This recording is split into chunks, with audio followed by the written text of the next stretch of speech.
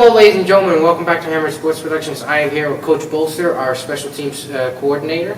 Thank you again, Coach Bolster, for doing this. Yep, absolutely. So I guess first off is, how long you been coaching? I started out in 1998, Fitchburg State. Then in 99 I went to Stonehill. After that it was Northeastern, then Holy Cross, and then I ended my college coaching career at the University of New Mexico. In that time, mainly defense, linebackers. I did D-line, special teams, of course, cutting up film. All those spots were, defensive assistant. And then the last spot at New Mexico was graduate assistant, special teams, predominantly. I had the spring of that year as the D-line GA, moved up there, and then that was it. I ended up going back to coaching semi-pro ball. I started with the Randolph Oilers in 1994 after high school. Did that for 2 years, and then I went to UMass Amherst after I went to Massasoit. At UMass Amherst, I started out cutting up film and doing the ODKs for all the games. A lot of film breakdown. I did a lot of the springtime drills that year with Coach Don Brown, and I just fell in love with it. Previous staff was Mike Hodges and a couple other guys, Brian Christ, who coached at Virginia Tech and at a high level, but mainly Coach Brown's 3-3-5 is my background. But yeah, after that year in 98 was college, Randolph Oilers, and I've been putzing around the Eastern Football League, New England Football League here.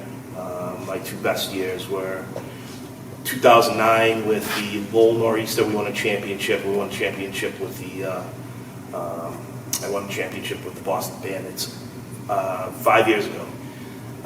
Actually, nope, it was 6 years ago because I had my son 5 years ago, and I've been on sort of a sabbatical for 5 years raising my son, and this is my 26th year. So Definitely, if you had to put it on a piece of paper. It's on a piece of paper in my head. Yeah. Like Santa's Christmas list. Right. Yeah. No, besides that. That's a good resume, though. Yeah, that and $3 will get me a nice coffee. I'm going to be going back. I might have a year or two in me to go to like a Framingham State or Bridgewater State or something like that. But yeah, I'm going to be coaching my son. I'll help out. GM-wise, I've been helping out. I try to help Maria out as much as I can without stepping on her toes when she needs something.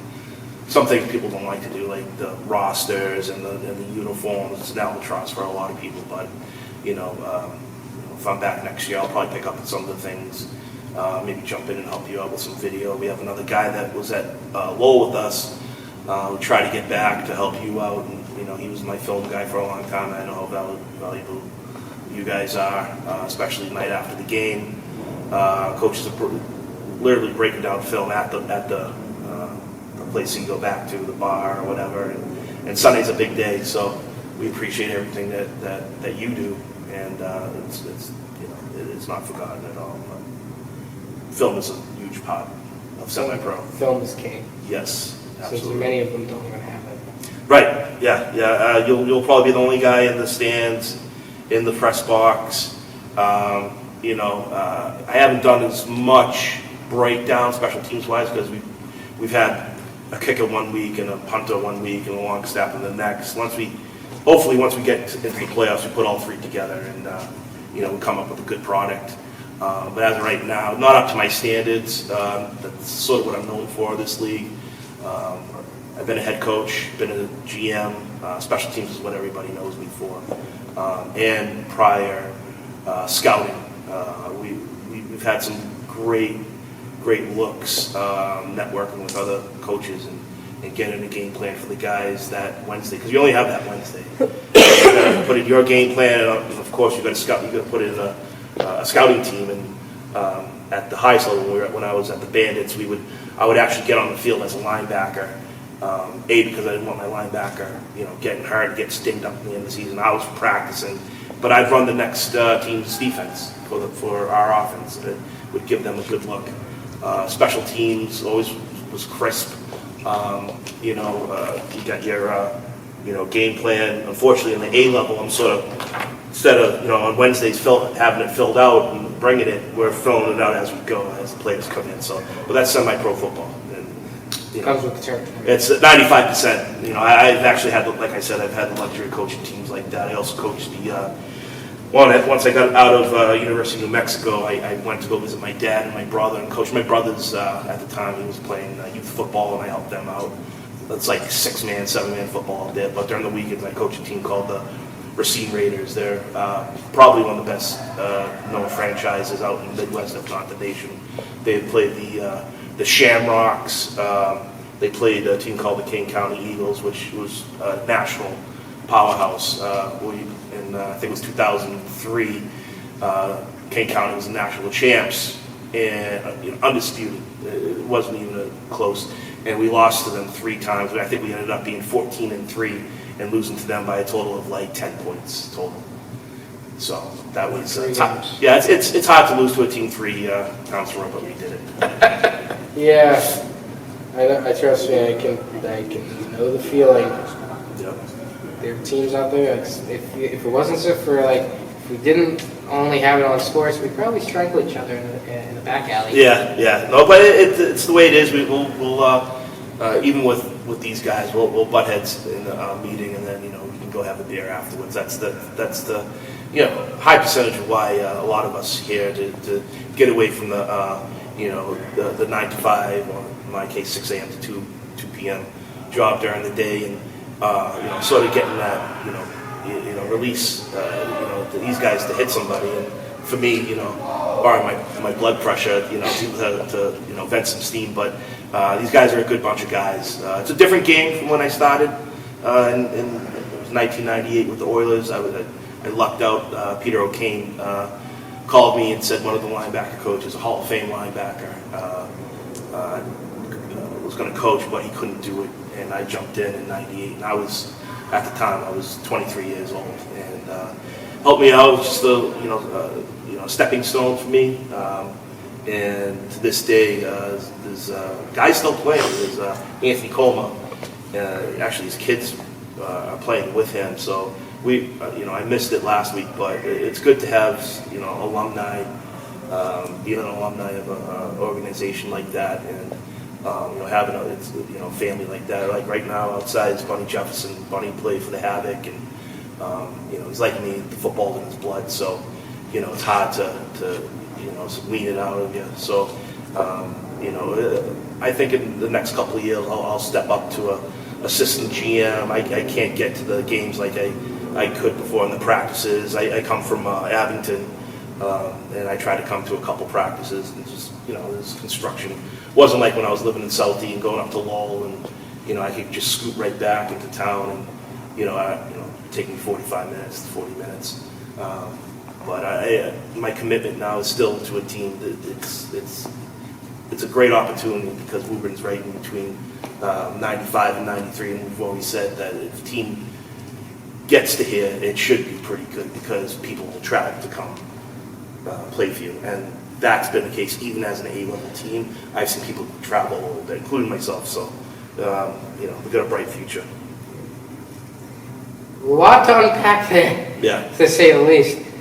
Wow. I'm just digesting all that. Yeah, that was a lot of information. Yeah, if you sit with me and talk football, it's I can, like I said with Mr. O'Kane and I will talk, football from the 70s and 80s. Who was the owner of this team, and Brockton before, the Buccaneers who were there. Who was the Abington? There was a team, the Abington Pros, they were called. They played the Brockton Pros back in the day, and that was guys coming home from Vietnam and stuff like that in the war, and they had town teams back then. So that's how it was, and I played with guys that played in those, their fathers that played in those town teams, and you always hear the stories about that. And when we would played Pop Warner and stuff. We played Everett. We beat Everett, when I was 12 years old. And all of our coaches were all former Randolph Oiler coaches that came and coached. And I didn't know that at the time. It was very, it was almost as, just as good as the Dorchester Eagles, whoever, Mattapan Patriots, all those teams. They have some great coaches, and most of those coaches are former Oilers, Townies, and Park League football. So I'm a big historian for semi-pro football, and not only in New England but nationally. So it's my vice. I can tell. I can tell. I'm passionate. You wear it on your sleeve. Yep. I take a lot of pride in it. So I guess, how did it come to you being on this staff? Chris Degree reached out to me. Chris was on the 2009 Nor'easter team. Great talent. I knew about Chris. He was a very well-known player in semi-pro ranks. Played at Northeastern. Played with a couple guys that had played for the Shamrocks. So I knew of him. And at the time, when I was coaching a team called Quincy Granite, and there's a kid, Brian Vaughn, that played for me. He's actually the Lynn Classical, was the Lynn Classical coach. Just a great player, person, very successful out here, and we tried to get him and Desmond Bellet. And a couple of years later, I had a kid from Everett, Danny Sullivan, and we were playing on a team, down the street in Medford, and whatchamacallit was Harvest Bowl was coming up, and we went up there, had a great time. The coaches, players, I got along with most of them. Actually, Chris and I didn't get along because I was on defense and he was on offense, and we had a couple of good, whatchamacallit. But in the end, like I said, we go after the game, watch the film, have a few beers, and I have great respect for Chris, and I know Chris has for me, and as we build this team from A, I think once we get AA and AAA, we'll see a rise here. I think great things are going to be happening. So what's your goals going in for the rest of the season as a special team? Just to basically get all three facets of the game together, special teams wise, snapping, kicking, and holding. Just on the field goal team wise, we haven't had a chance to go for a solid one. 1 point after a try, after a touchdown, and then expand. You got kickoff. You put your best 11 guys out there. Kickoff return. We should be creating scoring chances off of special teams and scoring, and we're not. So it's frustrating to me, but I think we'll get it once we get going into the playoffs. Well, with someone as much knowledge of the game as you, I have no doubt. Appreciate it. Because I have talked to a lot of coaches, and sometimes I can tell they don't know what the hell they're talking about, and I can tell you know what the hell you're talking about. Yeah. You're not on snake oil. No.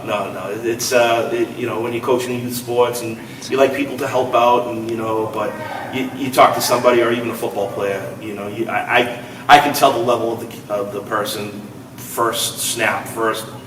I can gauge what, and at this level, everybody should be able to play.